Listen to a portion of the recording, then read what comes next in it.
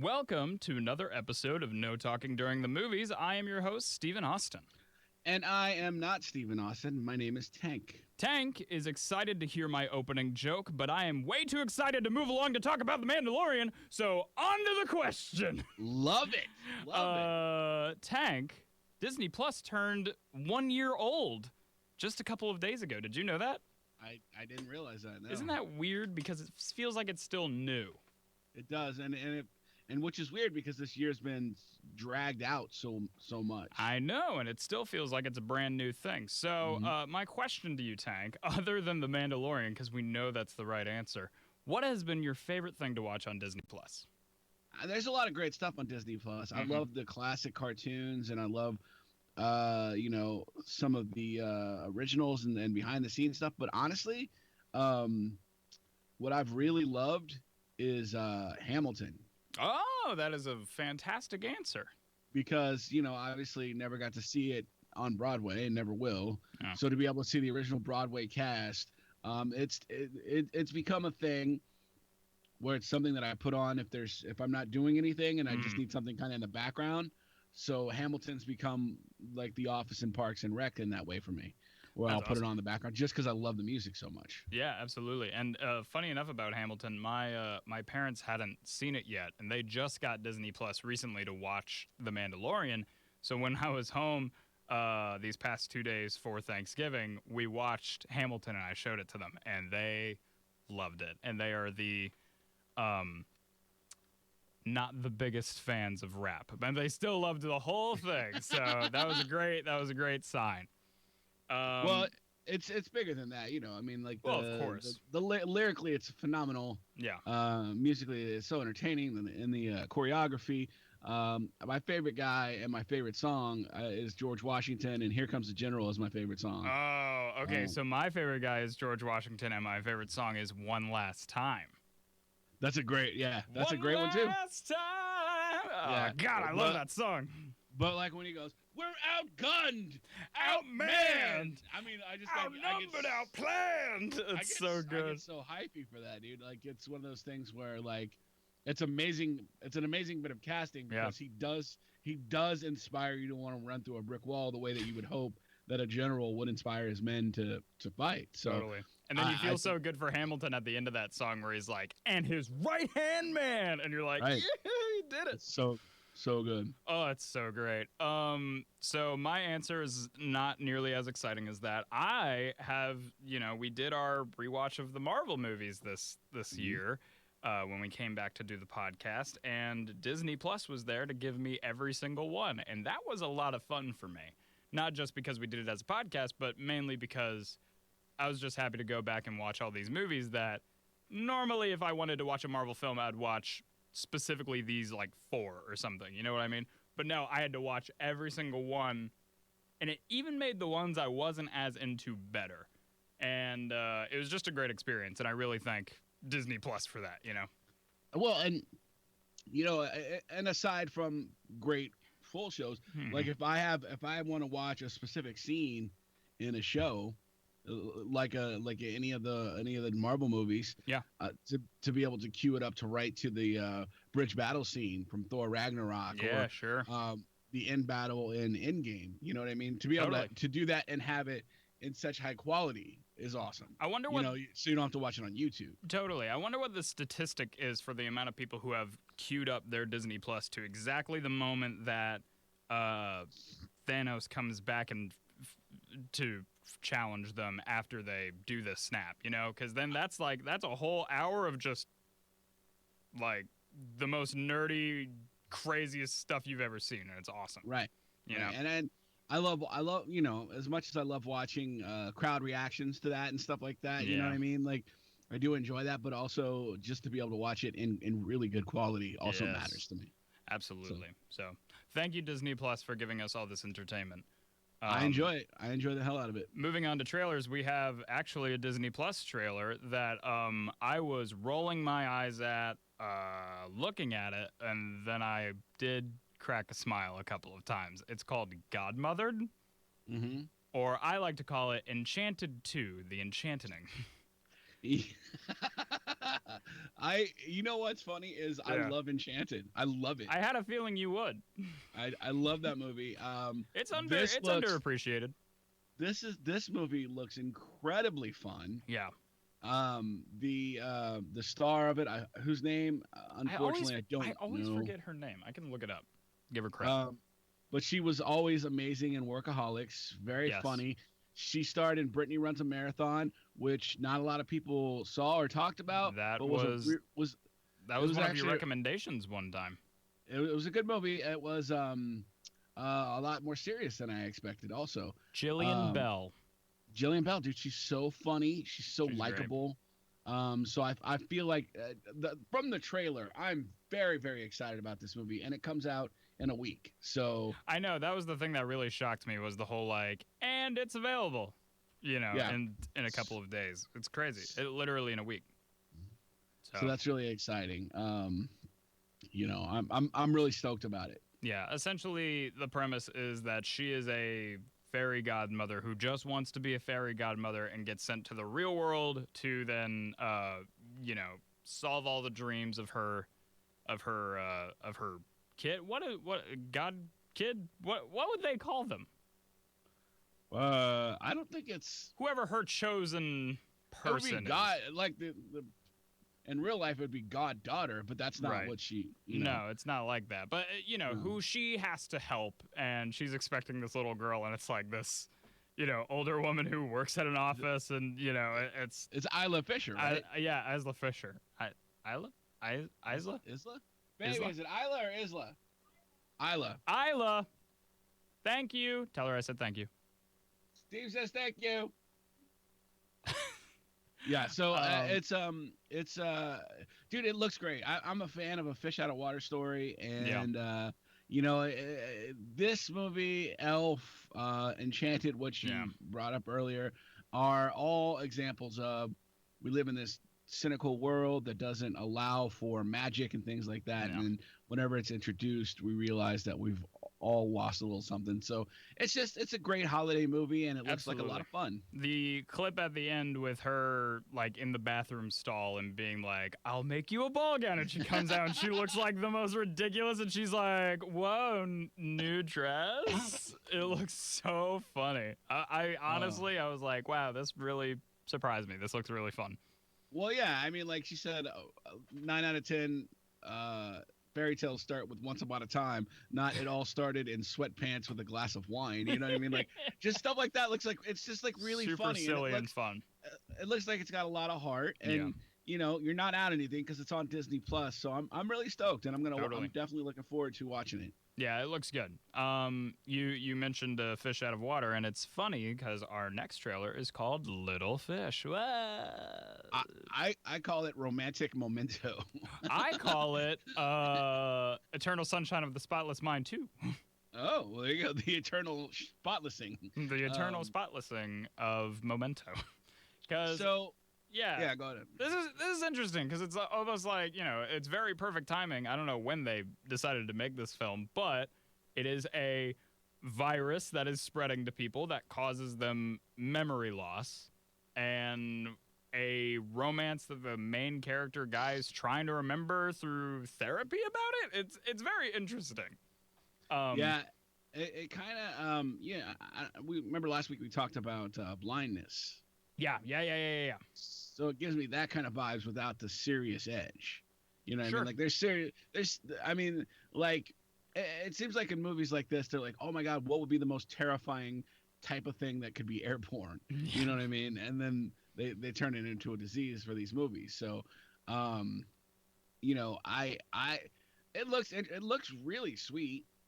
Yeah, I mean, romantic. Totally, and that was the thing that kind of shocked me about it because the first, I'm going to say 30 seconds of this trailer makes it seem like it's like an apocalyptic drama, and then suddenly it's like a romance out of nowhere, and I was like, oh, I guess this is a romantic film about, two lovers trying to get back what they had, or something like that. It was very interesting, but I was like, definitely surprised me. It's definitely taking a twist on the, what I perceived it to be, which is another post-apocalyptic, new interesting virus kind of movie. But Yep. I'm interested. I'm more interested in Godmother, but Yeah, I'm interested. agreed. Yeah. Yeah, you into it? Yeah, I mean, I'll probably watch it. I'm not super stoked about it. Like, Yeah. I'm not like counting down the minutes to see it. Kind of Mm-hmm. like, there's a lot of Kind other of like things that Godmothered. I'm more excited to see. But I mean, yeah, like I'm really actually really Yeah. excited to see Godmothered, and I we've kind of hit a wall where we're like running out of things to watch around the house. Oh So yeah. it's nice that there's stuff coming up that's you know going to be available. Right. All right. Well, I think that's gonna do it for trailers. What do you say we get into some news? Love it. Let's do it. They did. All right. So our first news story is about a little update on something. Actually, not too long ago, we reported on a story of Johnny Depp unfortunately having to leave this role in the Fantastic Beasts trilogy called Grindelwald. He's like the main villain. He's the Voldemort of the franchise, and people were very upset that Johnny Depp had to leave. It was kind of a on the studio and his terms thing, but we all know what it's really about, kind of ridiculousness, and people were very upset. But the internet immediately made an outcry saying, well, if you're going to recast the role, which you have to, you can't just get rid of the main villain, Right. put Mads Mikkelsen into it. And it started as a internet, oh, that'd be a good idea, to a rumor, to him saying, like, they haven't approached me yet, I don't know anything, and now it has officially been confirmed that he will be the next Grindelwald, which I find very interesting. One, because he's a fantastic actor and he can play a villain like there's no issue. And two, it's just, I wonder if it was maybe a conversation between him and Depp, Depp saying, I think you'd be good for it. You know what I mean? Yeah. Two things on this. Number one, Yeah. I don't have any idea who this guy is. Who, Mads Mikkelsen? Yeah. Mm-hmm. What? And Yes, you I don't do. know who it is. Yes, you do. Who is he? Look, okay, hold on. We saw him in that. The only thing I'm unfortunately thinking of recently is that Chaos Walking movie. He was the main bad guy in Doctor Strange. Oh, That guy. Yeah, Polar. He was in Polar. Polar. Yeah, exactly. He's the best. Okay. Yeah. Wow. He's way scarier than Johnny Depp. I'll tell you that. Well, yeah. So so that's great casting. Number one. Number two. Now that I know who it is. I hope that this type of crowdsourced casting works for Fantastic Four and gets John Krasinski as Mr. Fantastic. Yeah, it'd be cool. And I mean, it worked. It clearly worked with another thing we'll be talking about later today that I'm very excited to talk about. But we'll get Sonic the Hedgehog. No. But it worked for Sonic the Hedgehog. It did work for Sonic the Hedgehog as well. I mean, it's kind of amazing to watch the instant feedback like we've never had before, changing the landscape of entertainment. So I think this is great, man. I think it's really unfortunate what happened with the Johnny Depp situation, but I'm sure he got paid on the way out the door. Of course he did. Yeah, number one. Number two, he'll be fine. Yeah, he will. He got kind of the screw job, but it's what it is. And number three, we walk away with another good villain to take a spot. Absolutely. So I would call this a pulling a tie from the victories of defeat. I would call this the jaws of defeat. I would call this the best case scenario. Absolutely. Because you already got him gone, so what could possibly come from this? And casting Mads Mikkelsen is pretty perfect. So right, I think that's great. So our other big news story, is that we got a first look teaser. I didn't want to put it into our trailers list because I honestly just want to talk about what this movie is, and it is a Clifford the Big Red Dog live action movie. Live action. So that's interesting, and their teaser was a lineup of different dogs, dachshund and a pug, and then suddenly the camera pulls out, and it's like this giant, kind of golden retriever looking pup, but he's red, and he's CGI. I honestly thought they painted a dog for a moment, and I was like, oh, that's messed up. No, he's CGI. He looks that good, by the way. The internet is blowing up about how ridiculous he looks, and they're like, if we got them to change Sonic, we could get them to change Clifford. And I'm like, he looks like a dog. What are you talking about? He looks like a dog. So, first off, Tank, what do you make? Oh, there he goes. Bye, Tank. Sorry. He's back. He's gone. He's back. I'm back. Were you looking for Clifford the big red dog? I hear my cat somewhere. Oh, he's going. Oh. He's behind you on the wall. Oh, never mind. Meow. But first off, what do you make of the idea of a Clifford the Big Red Dog live action film? Garfield was fine. You know what I mean? Like, that's the one thing Bill Murray regretted before he died in Zombieland. I don't know what you're talking about. I didn't watch it, but it wasn't for me, so that's fine. And I feel True. the same way about this. I won't watch this. Sure. But it's not for me, so it's fine. It'll be for little kids, and it will. And other people that kind of like that kind of goofy slapsticky kind of thing. So sure. I mean, honestly, I feel like this is just like almost like one step below this Tom and Jerry film that's coming out. You know what I mean? Where Tom and Jerry's going to get the nostalgia vibes going, and people are going to go see it because, it's Tom and Jerry, but it'll still have that slapsticky kiddie movie-like vibe to it. But I feel like Clifford won't have the nostalgia vibes because even people who loved Clifford as a kid are like, who cares about Clifford? Right. No, absolutely. You know what I mean? It's a, have you ever seen anybody with a Clifford backpack or a Clifford stuffed dog or anything like that? Don't come over to my house ever. Okay, fair enough. No, okay. Fair enough. It just, like it doesn't have to me, it's just, it's like, oh, that's pretty funny, and a newspaper,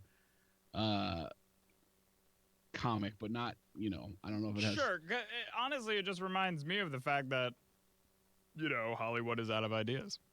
Yeah. Sure. And they're like, well, kids loved Clifford growing up. Let's do something with him. There was so this kind of reminds me of you probably weren't old enough to remember this, but the writer's strike from like 03, 04. I wasn't old enough to remember it, but I've read up on it. Like I know all about it. Yeah. So it was a dark time in TV because that's when reality TV really started to bust out, and then networks started to realize that reality TV is so much cheaper to produce and things like that. But when the strike was over, the writers had been shacked up writing great things. Yeah. You know what I mean? So I kind of feel like the same thing about the quarantine where... Oh, okay. I see what you mean. I think that we're going to be seeing kind of a renaissance of some incredible storytelling, hopefully, in the near future. And even if it's not a a brand new idea, I'll tell you, I watched a little. I'm trying not to watch too much more of terms of like teasers or trailers for the new Wonder Woman that's coming out. But I got a YouTube ad, that you have to wait 5 seconds before you can skip it, and it was for Wonder Woman, and I saw footage I had never seen before, and I was like, oh, I'm so excited for this movie, but I have to wait. And I'm like, so you could still be creative with an older property, but absolutely. I'm just excited to see more, genius writing with, older properties and new stuff. And I think you're right that this quarantine is going to lead to a big renaissance of new and interesting IPs. Let's hope so. I'm excited. But so I'm bringing back a quick segment that we've done before, and it's only because I really want to talk about some of the things I've been watching real quick.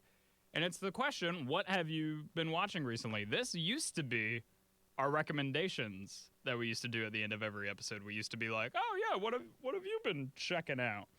But I think recommendations is a better segment, but I've watched so much, and I just have to talk/recommend them that we're going to do this today, and recommendations. But starting off, Tank, what have you been watching recently? You said you've kind of been running dry. Well, so like on TV shows, but we've been watching a lot of movies. So watched Frozen 2. Hey, did you love it? It was okay. I fell asleep. The music though. Oh, you fell asleep. The music was great, especially when Brendan Urie sings it. Was great. Into the end. Ah! It was great. It was, it was beautifully shot and beautifully done. Oh yeah, the animation's great on it. But not anything like, nothing shook my world. Nothing shook me up. We watched the new Hulu holiday movie with Dan Levy called Happiest Season. And with who else is in that? Kristen Stewart's in it. Okay, and, yeah. How is that? Oh no. It's getting great reviews. Were you not into it? You know what? I love Dan Levy. I really do. I thought here, and without giving too much away about the movie, I've seen the trailer, so I kind of know the gist of the plot. I feel like the girl who was with Kristen Stewart, didn't deserve to be with her. Like, oh, okay. Like, so they got together in the end. Not to spoil it, like you knew that was gonna happen. Oh, sure. I mean, it's presented as a romance rom-com. So you know how that's gonna go. But I didn't feel like she deserved it, and I thought Aubrey Plaza's character in the movie was a much better fit for Kristen Stewart's character. And I felt like they wasted Dan Levy. I believe it. He's kind of like a side character anyways, isn't he? He kind of is. And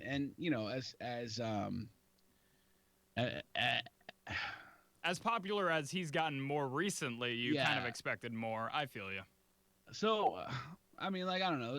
It was okay. We watched, we've been watching, I watched another movie that was just, I watched Action Point, which is class action lawsuit, right? No, that's Class Action Park. Sorry, Class Action Action Park. Which was a Park. documentary. Action Point. That was your recommendation last week. You're talking about the movie that they made off of it. Johnny Knoxville. Yeah. Which the movie kind of touted itself as a Jackass style movie. Yeah, it looked like it. A lot of the stunts happening in the movie would just kind of be like a framed by a story. It wasn't. Bad Grandpa, for instance, if that's so that was that. And that worked really well. Action Point, no, that's a no-go. It was it was not good. So what you're saying is just watch the documentary. The documentary is so much more entertaining than the actual movie. That's been the case on many stories. Yeah, so definitely check that out. We also started watching another show on Hulu. Hulu getting a lot of business these days. Yeah. It's called Difficult People with Billy Eichner, which is... I haven't seen anything from this. It's really funny. Yeah? It's a really fun... It's one of those shows that kind of got under the radar. Nobody's really talking about, but it's... Billy Eichner is incredibly funny. Yeah, he's really funny. Just check out the trailer. I think you might like it. All right, cool. I'll look into that. I've been watching a ton of stuff. We mentioned not too long ago the Star Wars holiday special, because the trailer came out and we both thought it looked really funny. I watched it. It's 40 minutes long. It is clearly made for kids, but if you've ever watched anything Star Wars ever, you will love it because it is hilarious. They make the greatest Star Wars jokes ever. I watched it. Oh, no! And you haven't said anything, so you hated it. I did not like it. No, but you didn't love the Star Wars jokes? No, because it all felt very forced. It felt like it was just there. Forced? Well, that's Lego humor. It's all just puns. That's a better joke than anyone I saw. But it's all Lego humor. All they do is puns on the source material, and that's 100% what they did for this holiday special. No, because I had really high expectations because of the Lego movie and because of the Lego Batman movie. It's not made by the same people though. But this is by the people who make those, like, when you look at, like, what's in the Marvel section, and then, like, there's this whole section of, like, Lego Marvel things that you've never seen before in your life, and you're like, what the hell is this? It's made by those people, and they make silly stuff. I've never watched them because I know it's for kids. But I saw the trailer for this holiday special, and some of the jokes, I was like, I could watch Star Wars jokes for 30 minutes. And I did. Yeah. All the Poe Dameron stuff and on the spaceship trying to form a party or whatever, like, that's ridiculous. The actual humor comes from all the time travel, making the funniest jokes about just Star Wars in general, like Darth Maul. Darth Maul. Yeah, where wasn't happy. Yeah, that was funny. Yeah, thank you. Because Lego knows how to, like, do stupid, silly humor about the source material. Just like how all three Obi-Wans meet each other, and at the same time they go, hello there. I don't know. I also didn't like that it wasn't the original voices. That also annoyed me. Well, yeah, you're kind of a stickler for that anyways. I really am. I'm sure when Billy D. Williams came out, you're like, finally! I was. It's like, please be a cape. Please be a cape. And I was like, okay, that's Billy D. Williams. I like hope that. it's a cape. Okay, continue with your stuff because we can talk about the problems with this. The other thing I watched was a Hulu thing myself, and I was kind of telling you about it the other night. I finally checked out and watched all of the 12 or 13 episodes available of the new season of Animaniacs, because they they rebooted Animaniacs, and it is hilarious. I'll have to check it out. Because of course Animaniacs at the time was, hey, this is a slapstick cartoon that your kids will enjoy, but man, if you're an adult, you can sit with this too, because they make all these jokes that just go right over kids' heads, and boy, did they not hold back on those. Well, I always thought that the show transcended kind of kid show in original form, and Tiny Toon Adventures as well, which it was tied with in afternoons. Right. But I'll definitely check that out for sure. But yeah, they bring back all three of them, Wacko, Yakko, and Dot, and Pinky and the Brain, and it's great. We get a segment of Pinky and the Brain in just about every episode. Awesome. There is this amazing joke on the Warner Brothers lot, because that's where the show takes place most of the time, where it's a tour group going by, and the tour guide's like, and that's the studio where they filmed Batman. And all the tourists are like, ooh. And she goes, versus Superman. And they go, That's funny. There's like a slow motion scene, and Yakko like looks at the screen and he's like, hey, Zack Snyder, it's a 7-minute segment. Speed it up. It's good. It's chock full of that stuff. It's amazing. Yeah, so I watched that. I don't know what it is about Thanksgiving. I think it's ever since like 2 years ago when that Ballad of Buster Scruggs came out by the Coen brothers on Netflix. That came out on Thanksgiving, and I watched it on Thanksgiving. And then the following year, I was like, for some reason, I want to watch a Western on Thanksgiving. And I felt the same drive this year. So with my HBO Max subscription, I checked out Deadwood. And I started rewatching Deadwood. What a great show that was. I'm 5 episodes in, and I forgot everything about it when I watched it the first time in high school. But boy, I'm watching it now, and I'm like, God, this show's so good. That was so great. And I'm like addicted to it now. Did you ever watch the movie? The live action? I did. Yeah. I thought the movie was great. I thought they did a great job of capturing that without like trying to force my nostalgia or try to cram. And they didn't try to cram too much into it. I thought it was really great. Overall, it kind of felt like another episode. Yes. Just longer, And boy, now that I'm rewatching it, I'm like, oh, I'm excited to get to the movie. Mm-hmm. So Deadwood is another one that's like, oh man, I started rewatching it. I'm just in love with it. So I watched a steaming pile of shit called Hubie Halloween. I've heard it's awful, but it also didn't what was it, when he lost the nomination or the Oscar or whatever for Uncut Gems, didn't Adam Sandler say, well, now I'm going to go out and make the worst movie ever? And I thought that was Halloween. The Ridiculous Six. No, that was afterwards. Or I thought that was, what was the movie where he was his own twin sister? Jack and Jill? Yeah, I thought that was Jack and Jill. How do you not know that? Yeah.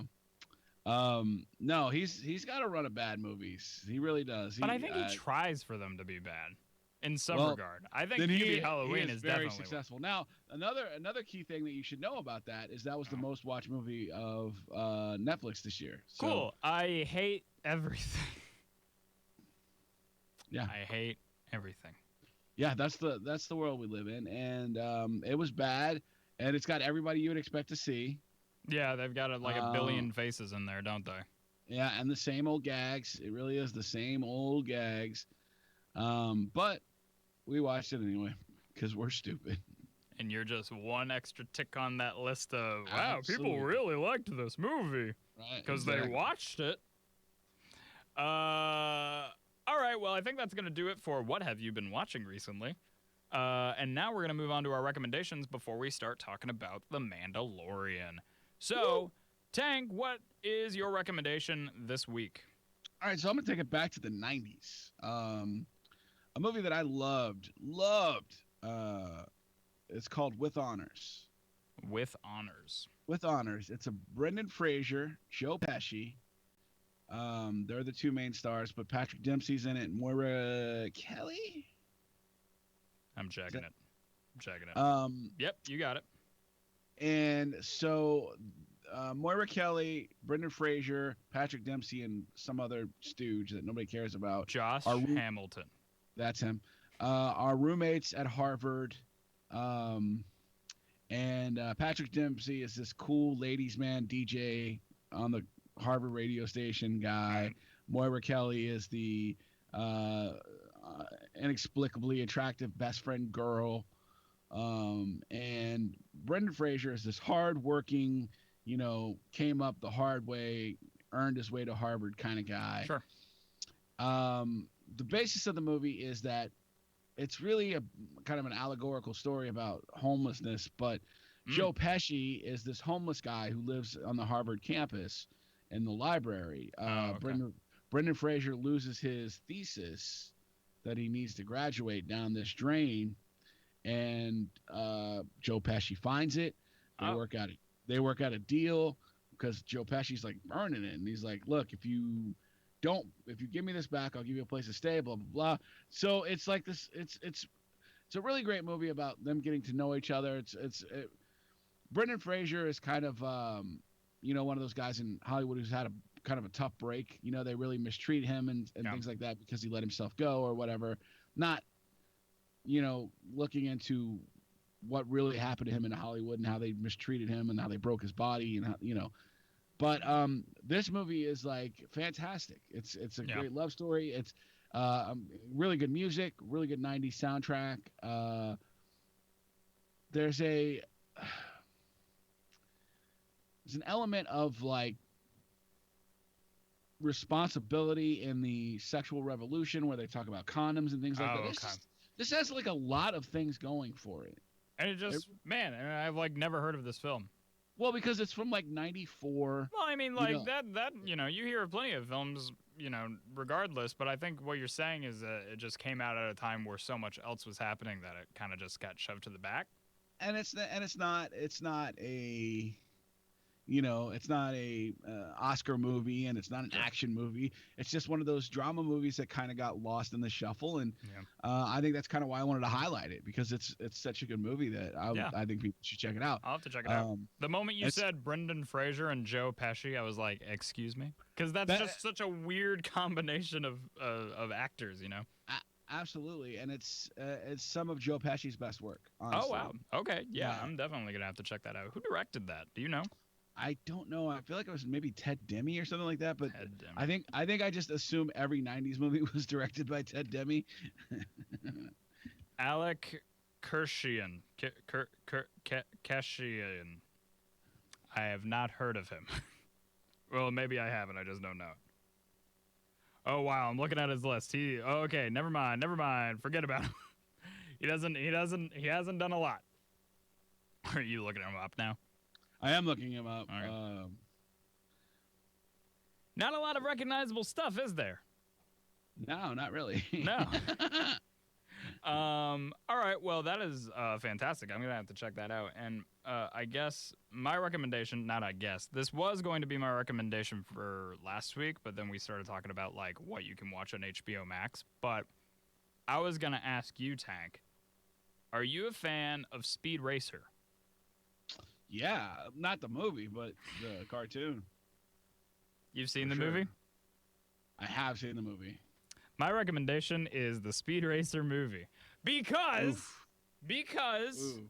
they know how to make cartoon like ridiculousness look incredible on screen. The problem I think most people had with that film is because they looked at it and they go, I don't know what's going on. This thing's too crazy. And I'm like, so is Speed Racer. Like the original cartoon was. I grew up on the original cartoon. I would stay up late, and Adult Swim would play the original cartoons of Astro Boy and Speed Racer. Mm-hmm. And I loved those so much. And Speed Racer I loved to death. And then the movie came out, and I watched it, and I remember thinking, this is crazy, and like it's blowing my mind. And then all the reviews came out and said, this movie's garbage, don't watch it. As I got older, I kept hearing more and more like subtle people and people with film opinions I really, respect and think are great, praising this movie for like some really different aspects they tried to pull off, really making that comic booky classic cartoon style come to life in a live action sense. They really, I feel like they captured the feeling of Speed Racer, but it was just so weird and different to people and looked odd that people kind of were put back by it. But like Susan Sarandon and John Goodman as the parent, like, come on. Did the whole? Let me just tell you. Oh my God. Let me just tell you. Dropped everything. The whole movie. Yeah. Visually beautiful, stunning. I love it. The casting, out of this world. Yeah. Great casting. The thing that ruined it for me, 1000% made me not like this movie when it could have been likable. Was the racing. Oh, really? Interesting. Because the way the cars spun around in circles and things like that. The racing was too fantastical. Now, I feel like you could have made the racing with all these crazy tracks, with all the contraptions. Crazy tracks. They have crazy tracks. See, but the spinning thing, they took it too far. Which spinning thing are you talking about? The way the cars just spin, it's like part of their thing. But there's only like 2 cars in the movie that do that. I only know this because I watched it recently. What are you talking about? What are you talking about? All of them have the crazy and fun gadgets, which I love to death. Which is what Speed Racer is. Absolutely. And that's fine. But like, Tank, go back and rewatch this movie. Spinning as part of a racing strategy is fucking stupid. But they don't do it that much. They do. You gotta go back and watch it again. They do it enough to make it, they do it enough to make it ruin Christina Ricci in that outfit. I'll tell you that. Look, I'm just saying, my mind was absolutely blown when he crosses that finish line and he's spinning in midair, like because he went off like a ramp and he started spinning in midair, and he's going so fast that the checkered finish line becomes like a vortex to him, and I'm like, this movie is incredible. Like, it's so much. It's just a mind explosion of a film, and God, I want more people to watch it because I love it. I love it. And also, there's a lot of son and father stuff in there, which you and me both really appreciate and love, and. I don't know, man. I love that movie. I love it so much. To each their own. Check it out again. When was the last time you watched this movie? It's been a long time. I'm sure. I own it on Blu-ray, and I watch it every year. I think I watched it on DVD. I don't even think I watched it on Blu-ray. So. Oh, see it in HD now. Yeah, I can't imagine. Then really throw up while watching it. On my 4K, I can't imagine what it would look like. Oh my God, it'll blow your mind. All right, well. That's my recommendation. We're going in to Mandalorian episode. What are we on? 5? Episode 5. Episode 5 now. 5? It's called The Jedi, and we will be spoiling it. So please, for the love of God, if you have not watched any of them before watching us talk about it, this is one you want to experience before hearing us talk about it. I feel lucky that I didn't get spoiled on the internet. Dude, I opened up Twitter this morning and I immediately turned it off. I was like, nope, not even touching that. I didn't want to see any photos or anything. I was like, I want to experience this one myself, and I will definitely be doing that for the rest of these episodes. We've got like 3 left, which is crazy to think. Smart. But anyways, it's called The Jedi. We're going to be spoiling it, so leave. Get out. Love you. Bye. Come back and... Beat it. And then listen to us talk about it later. So, so the episode is called The Jedi. And my God, it opens on the one thing I honestly thought we weren't going to see until right at the last bit of the episode, but Ahsoka Tano! I've been waiting so long, and it's Rosario Dawson, and she does such a great job. Yeah. Oh, so you don't really know the character all that well, right? Because you never watched the TV shows, right? I did not know. Okay, so let me give you a brief summary of Ahsoka Tano. In like 2006 or something, they came out with a movie called Star Wars: The Clone Wars, and it was an animated film with a style nobody liked. And they said, "I have an idea. Let's give Anakin, who's still technically in training by Obi-Wan. This takes place between episodes 2 and 3. Let's give Anakin a Padawan." So then Anakin's being trained by Obi-Wan, but this other girl's being trained by Anakin. And they introduce us to Ahsoka Tano, one of the most unlikable characters since Jar Jar Binks. And Really? people hated her. And then when the movie ended, they went, well, thank God we don't have to see that ever again. And then they said, let's make a TV show where she's one of the main characters. And people went, no, because she's so bad. And as the TV show went on, she became more and more of a perfect character. She has made quite the flip on terms of people love her and really love what she stands for and what she brings to the table and all of Star Wars. And she's one of my favorite characters in Star Wars now because she kills it as it goes on. And, in Clone Wars, essentially, she leaves the Jedi Order because they kind of do a trial and think that she was using the Force for evil means, and they do a trial thinking it was her, and then she's proved innocent. But during the trial, she sees so much hypocrisy and the corruption in the Jedi Order that she leaves. She's innocent, but she's like, I'm done with this. I'm done with the Jedi. And she leaves. And then all this other stuff happens, the Empire, that little thing, and now we get to see her again in Mandalorian, played by Rosario Dawson, which is a perfect casting for her, and she's just as great as I remember. Oh, I just love her so much. Easy, buddy. Calm down. Sorry. Not in a weird way. Just Seems a little weird. no, just Ahsoka Tano is the greatest, and I've been waiting so long to see a live-action version of her. We get to actually hear her voice actress from the show in The Rise of Skywalker. We hear she's one of the voices helping Rey at the end. So I'm like, oh, cool. Ahsoka Tano's officially in a live-action film, even though we don't get to see her. And now Mandalorian actually gave us a live-action Ahsoka Tano. The character has been really... I don't know if Dave Filoni created the character, but, he was a big influence on the lore and everything of those shows. He directed this episode, and he's been a big influence on all of the Mandalorians, so I'm sure he was really happy to see, one of his favorite characters in live action. And I don't know, I've been talking so much. Tank, what did you think of her in general? No, you shouldn't feel bad about talking. You're very excited. I like that. I love it. So I also, I was blown away. I thought she was incredible as a character I'd never seen before, but instantly was into, and just instantly loved. Just a real badass, kind of like going through trying to, find out. Trying to find out who the master of this lady was. Which, by the way, that's a whole other thing that I will talk about shortly. Go on. Yeah. So, just full of badassery. Now, the things I thought, we finally got to know Baby Yoda's name. Yeah, Grogu. And then when he said it, every time that he said it, Baby Yoda goes, which I loved. Have really gone a long way to bringing Baby Yoda back to adorable after the fish egg eating incident. Absolutely. He's like the best again. Oh my God.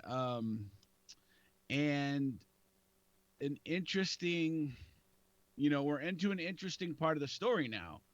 So the relationship between these two now is so adorable, and I love it. Between the Mandalorian and Grogu I love the relationship. I'm gonna try hard. I saw people on Twitter going, by the way, they're like, "You can't fool us. His name is Baby Yoda," and I was like, "All right, guys, I'm seriously going to keep calling him Grogu, because one, that's an adorable and perfect name for him, and two, get the hell out of here with that. We know his name now. We know his name. So that's awesome that we know his name, and just dude, the Western style, the showdowns, the dual showdown. First of all, the showdown between the lady that runs the town and Ahsoka Tano was shades of Kill Bill.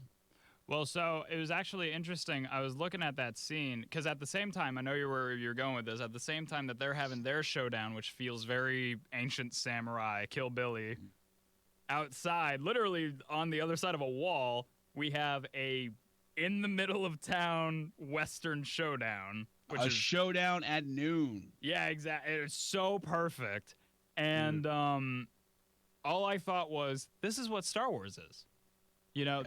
He created this idea of what if we took like samurai. He wanted samurais in space, but with Western influences and old Western films, and at a pinnacle scene of the film, we get a samurai duel, and on the other side of the wall, we get a Western duel at the exact same time. And I was just sitting there going, this is what makes Star Wars Star Wars.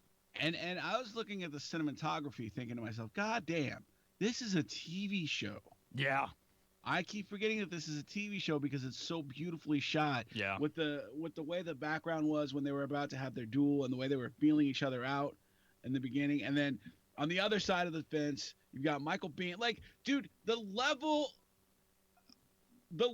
of guest star on this show is absolutely absurd. It's incredible, and it's only gonna get better. I promise you. Because first, again, I can't help it, but Rosario Dawson really is a perfect casting, and all I'm seeing on Twitter are people going nuts about, well, if they bring this character in, he would be perfect. And I'm like, yes, he would. Keep saying that, because it worked with Rosario Dawson. If they bring this person in, he would be perfect. And I'm like, keep it up, people. Let's get all the stars in Mandalorian. I mean, it is such a great show. It's so great. And I know everybody's talking about it, but I still feel like not enough people are talking about it because it's so good. It is that good. I love Pedro Pascal. I think I love the Mandalorian. I love his character. I love that we're seeing all these worlds. Yeah. You know what we're seeing like very different places. That's what absolutely. I really love. We're really exploring, like one of my favorite parts of the the prequels that were terrible. Yeah. Was when the celebration was, and it showed you all the different worlds these people lived in.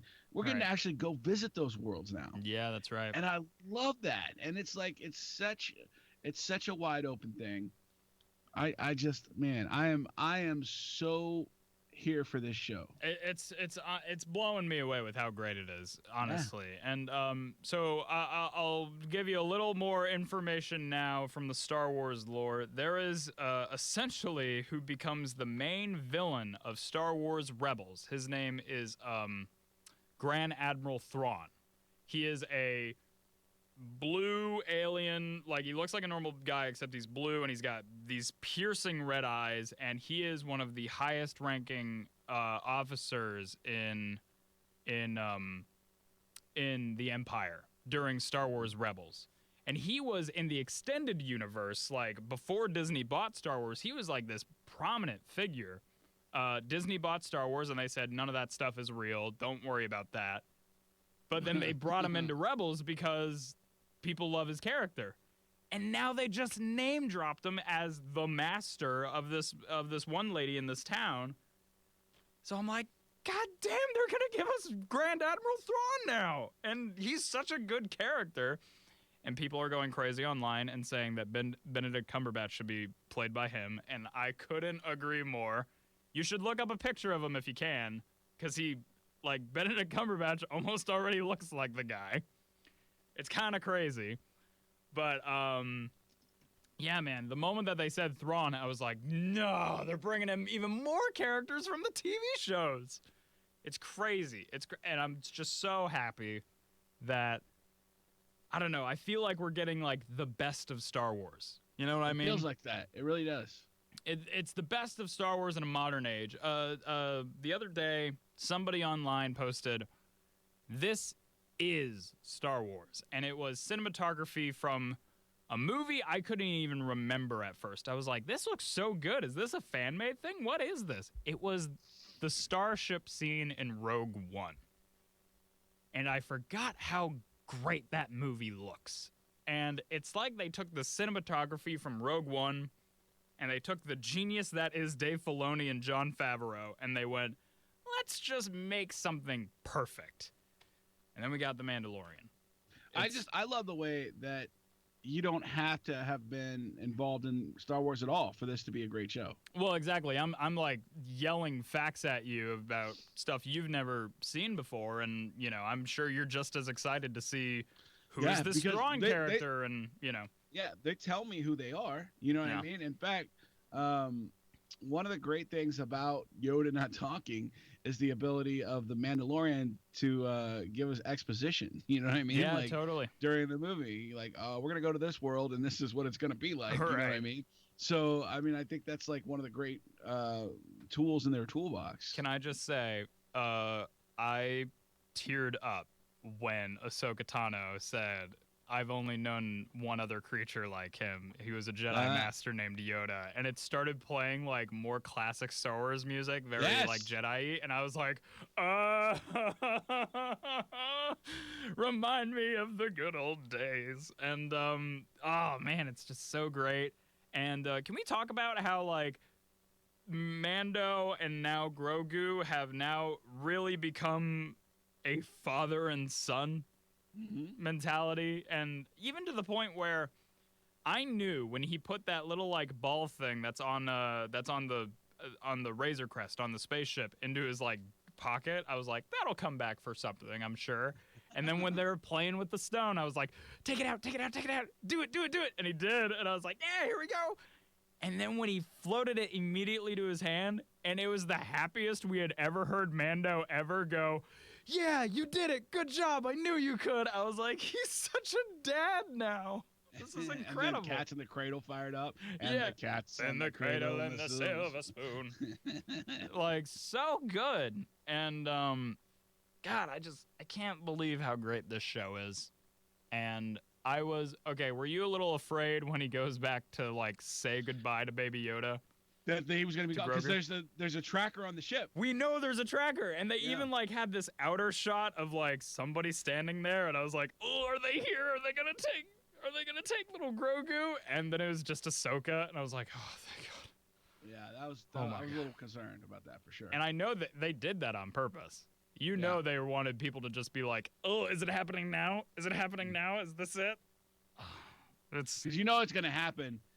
And that's going to lead to some real super duper ass kicking. I'm thinking that's going to be the end of season 2. Is maybe them capturing and taking Grogu. I think that's how season 2 is going to end, and they're going to make you go, hey, wait until next year, a-holes. And then he's going to make a few phone calls. You know what I mean? Yeah. It's like, I got the. They Timothy Oliphant. Bring them all back. Yeah.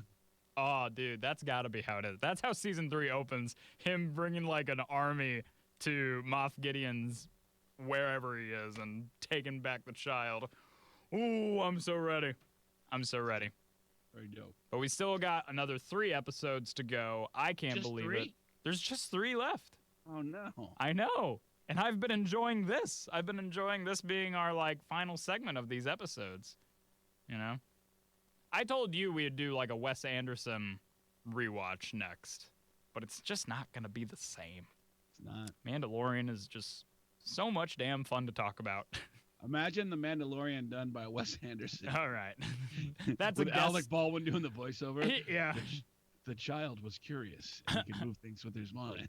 I was gonna say, you want to talk about like the guest star power on the Mandalorian? Wes Anderson does it, and suddenly everybody's Owen Wilson and Bill Murray. Like, Clear. and then Mando takes his helmet off, and for some reason it's Ed Norton. You know, like, come on, we know it's Pedro Pascal. It's really funny. That should be a skit. That should be an SNL skit. Where they do don't make funny skits anymore. Well, good point. Somebody should do a skit where it's the Mandalorian done by Wes Anderson, and it's all like the popular actors playing the roles. It's not only narrated by Alec Baldwin. It's Alec Baldwin as Baby Yoda going, cool,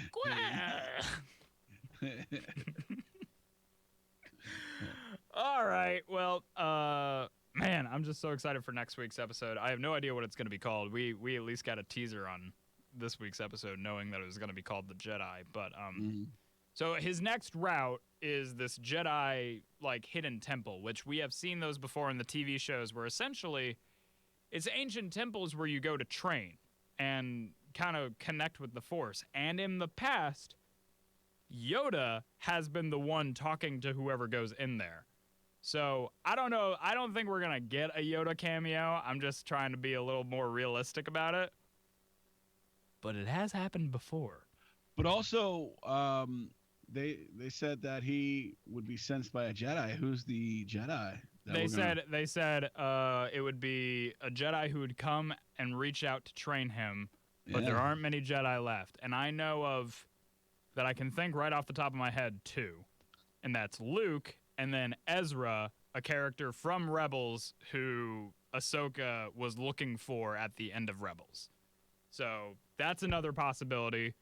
There's this great actor named, I think his name's Rahul something. I can't remember his last name, but he was in that Haunting of Bly Manor recently on Netflix.